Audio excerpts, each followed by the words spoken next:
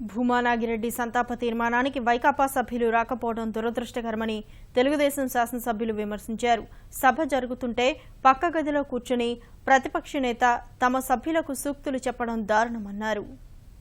ఒక ప్రాంతం అభివృద్ధి పట్ల, ఒక జిల్లా అభివృద్ధి పట్ల ఎప్పుడు కూడా ఆలోచన కలిగిన వ్యక్తి నాగిరెడ్డి గారు. ఎవరైనా మన ప్రత్యర్థి పార్టీల వాళ్ళ అయినా కానీ ఎవరైనా చనిపోయినప్పుడు మనం వెళ్లి వాళ్ళకి సానుభూతిని తెలియజేయటం చేస్తా ఉన్నాం. కానీ ఈరోజు చూస్తే ప్రతిపక్ష పార్టీలు ఆ సాంప్రదాయానికి తిలోదకాలు ఇచ్చి కనీసం సహచర సభ్యుడు చనిపోయినా కానీ ఈ సభలో సంతాప తీర్మానాన్ని కూడా వాళ్ళు రాకపోవడం అనేది చాలా దురదృష్టకరం. వీళ్ళ మనస్తత్వం, వీళ్ళ వ్యవహార శైలి ఇంత కఠినంగా ఉండటం అనేది, ఎందుకు ఇలా వ్యవహరిస్తా ఉన్నారు, ఎందుకు ఇలా బిహేవ్ చేస్తా ఉన్నారు, ఏంటి వీళ్ళ అనేది ఒకసారి మనం ఆలోచించాలి. ప్రతిపక్ష నాయకుడిగా ఆయన హాజరు కాకపోగా వాళ్ళ సభ్యులు ఎవరిని కూడా ఈ రోజు రానివ్వకుండా చేసిన సందర్భం చూస్తుంటే ఈరోజు ప్రజలందరూ కూడా గమనిస్తున్నారు అధ్యక్ష.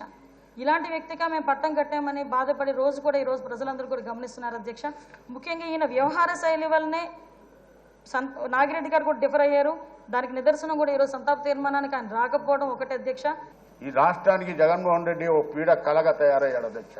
మేము ఇవాళ ఒక బ్రహ్మాండమైన నాయకుడు, శక్తివంతమైన నాయకుడు ఈ రాష్ట్రంలో మేము కోల్పోయామని మేము బాధపడి ఆవేదన చెందుతుంటే ఆయన గదిలో కూర్చొని వాళ్ళ ఫాలోవర్స్తో నవ్వులు మాట్లాడుకుంటూ చలోక్తులు చేసుకుంటున్నాడు. పైపెచ్చి ఒక ఎమ్మెల్యే అంటాడు ఆయనకి మానసిక దీంతో ఆయన చనిపోవటం అని చెప్తున్నాడు ప్రెస్ లో.